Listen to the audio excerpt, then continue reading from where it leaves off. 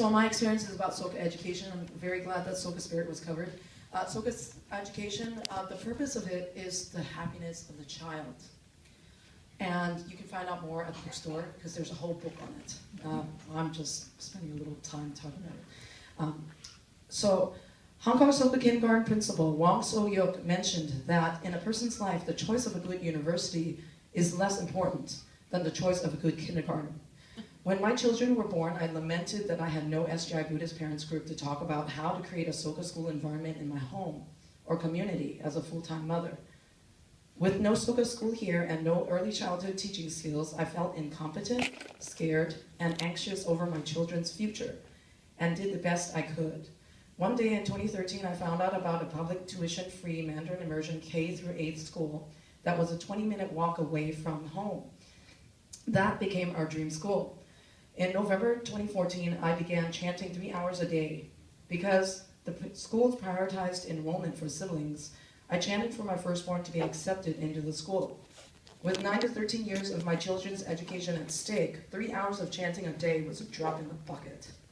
Acceptance was based on a lottery: 1 ticket for state residents, 2 tickets for county, 3 tickets for the immediate neighborhood. We fell in the 3-ticket category. In January 2015, the first proof of my prayers came to fruition. Due to neighborhood preference, our 3-ticket representation bumped up to 8 tickets. Wow. At this point, I want to stop a moment and appreciate my residents. About 10 years ago, I chanted for a house that could help me contribute to world peace. I found this house in May 2006 and kept up with payments until June 2009. After 6 back-to-back short sales fell through and 2 foreclosure sale dates postponed, I was able to keep the house, get a 2% loan modification, have free solar panels installed, and remain in the very neighborhood that qualified for the 8-ticket representation in the school lottery.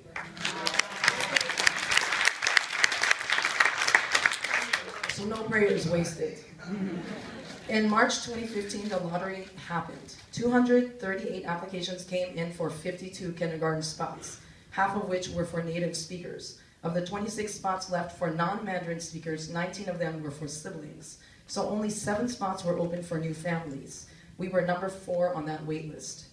Determined to chant 3 hours a day until we got into the school, I recalled President Keida's quote that a great human revolution and a single individual could change the destiny of all humankind. I also took to heart his guidance for dynamic development in 2015. Change yourself first, never give up, advance with joy. That meant I mustn't build my happiness on my environment or my lack of resources. What if we never got into the school? Do I blame the school? Do I blame my parents for not seeing us or speaking with my children for less than 5 times a year? Determined to do my human revolution from the inside out, I chanted to change myself and my relationship with the Chinese language first. Independent of acceptance into the school, I chanted to strengthen my fortitude in seeking and implementing resources that could help my children's Chinese surpass mine. I also got a text out of nowhere from my formerly techno-challenged mother. It was in Chinese. To this day, she's the only one who adamantly texts me in Chinese and encourages me to text her back in Chinese too. On April 27, I dined with my mother to celebrate her birthday at a Chinese restaurant. A waitress marveled at my children's accent-free Cantonese. My mother gushed that she often encouraged me to speak to my children in our home language. I was shocked to feel resentment when my mother accepted all the credit. I was already speaking to my children in Cantonese from day one. She never babysat my kids. I rarely hear from her. We can't even afford Cantonese entertainment. We've only gotten 5 Chinese language DVDs from her for the kids. I even have to BART over to Daly City with 3 kids in a double stroller, which took 1.5 hours each way every time I could manage to visit my mother. Disturbed, I came home to chant about my anger, frustration, and resentment and broke down in tears. As I chanted, I grieved over my lack of childcare support, my lack of mastery in the Chinese language, my latchkey childhood days, and our lack of resources to enroll me in a Chinese school back then. I chanted to my heart's content and realized that I needed to release my mother from emotional hostage. My bitterness stemmed from taking her prisoner, blaming her for my current language skills and my children's current and future language skills. At the end of those 3 hours, a karmic knot came undone. A heavy weight lifted. I felt free and appreciative for this profound breakthrough. No matter what happened or what would happen, I knew I'd won.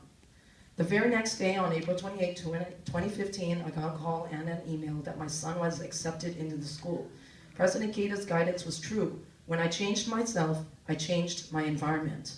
I rejoiced that my children's education was secured for the next 9 to 13 years and that their Chinese will surpass mine in all ways: math, science, arts, language arts, and more.